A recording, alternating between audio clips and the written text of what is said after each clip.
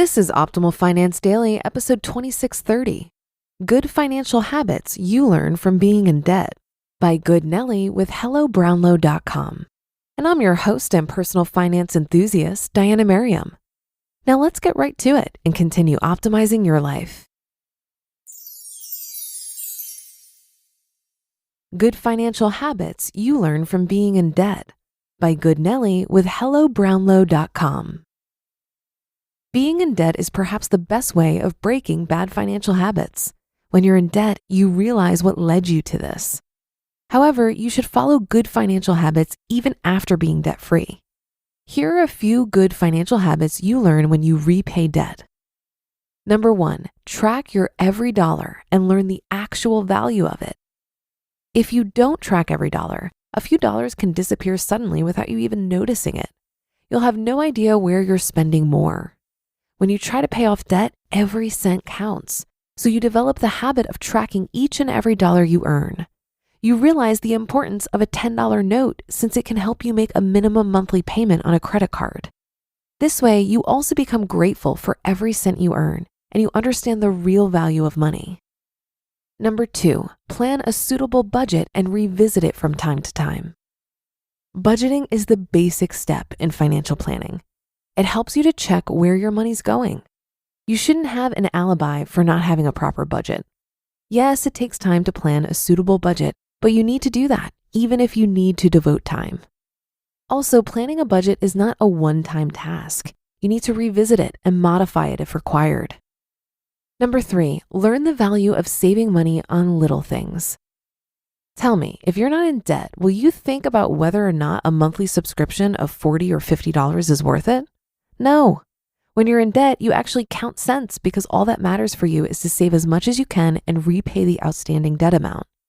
This is when you start practicing frugal living, cancel memberships, which you can do without, and start looking for extra income opportunities. So give it a thought. If you continue practicing these habits even after paying back debt, you'll be able to secure your financial future. This way, you can lead the life you truly want to live. Number 4, make a list before going shopping. You're bound to spend more when you go shopping without a list with you. The discount items will entice you when you go grocery shopping. But what's the purpose of spending even $1 if you don't need it? So always have a list when you go shopping. It's a good practice to have a list even when you visit the shopping malls. It's not a good financial habit to visit shopping malls to spend your leisure time. Meet your friends elsewhere. Number 5, stop impulse buying and focus on needs. This is actually a continuation of a good financial habit discussed in the previous point.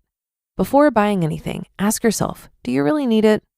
When you're buying a big ticket item, give 2 to 3 days before you decide that you'll buy it. Most times you won't feel the urge to buy that item. Just as a person remains focused when paying back debts, you should maintain the habit of distinguishing between needs and wants.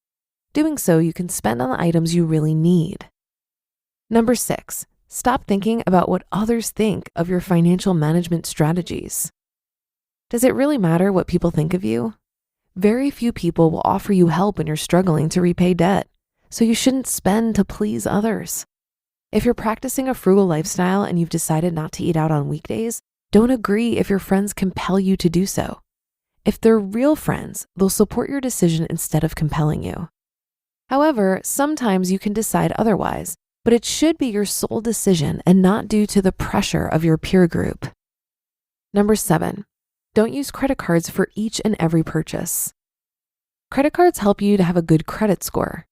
However, one of the bad financial habits to avoid is using credit cards, even if you can repay the balance at every billing cycle.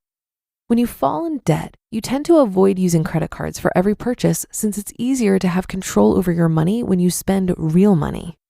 However, don't cancel your credit cards and use them sparingly. And make a point to pay the entire balance at every billing cycle to avoid interest on the charged amount. And number 8, debt support is more widespread than you think. When we get into debt, we learn pretty quickly about our spending habits and that we should have cut back when we had the chance. But when it's hurt us so much that we consider filing for bankruptcy, it's possible to get the right support so you aren't completely bled dry by the process.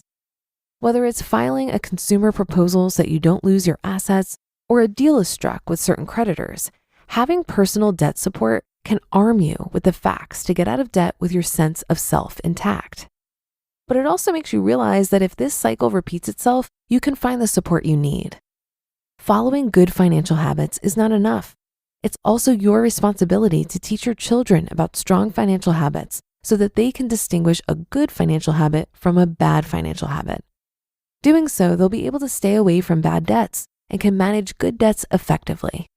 In turn, they won't have to look for how to be debt-free as they won't experience debt problems.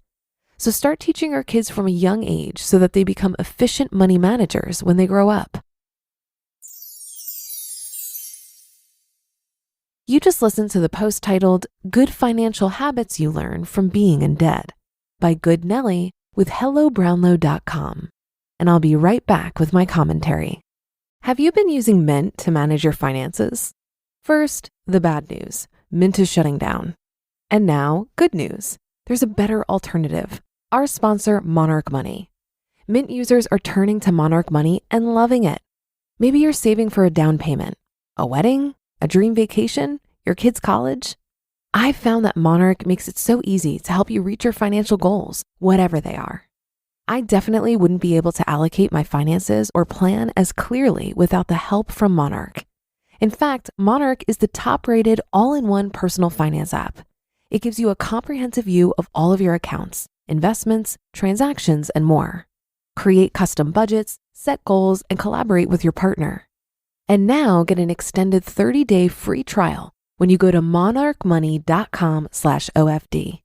After trying out Monarch for myself, I understand why it's the top-rated personal finance app. And right now, get an extended 30-day free trial when you go to monarchmoney.com/OFD. That's monarchmoney.com/OFD for your extended 30-day free trial. I'm not sure I agree that being in debt is a good way to break bad financial habits. From what I can see, we live in a culture that normalizes debt. Many people believe that debt is like death and taxes. It's simply unavoidable. While I do think most of us have to experience some financial pain before we wake up and take responsibility for our financial future, this does not guarantee that we'll actually learn the lesson.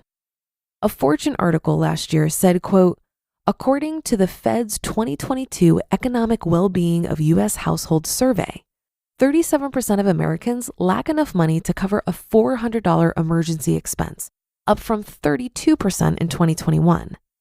That means nearly 1 in 4 consumers would have to use credit, turn to family, sell assets, or get a loan in order to cover any major unexpected cost.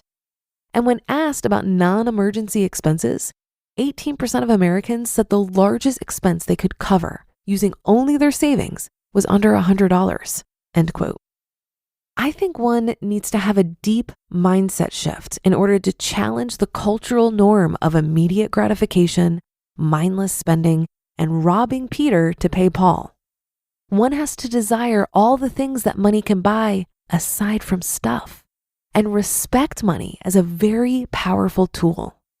For me, it all started with running my credit report and accepting the fact that I was in 30 grand of debt simply because I wasn't paying attention.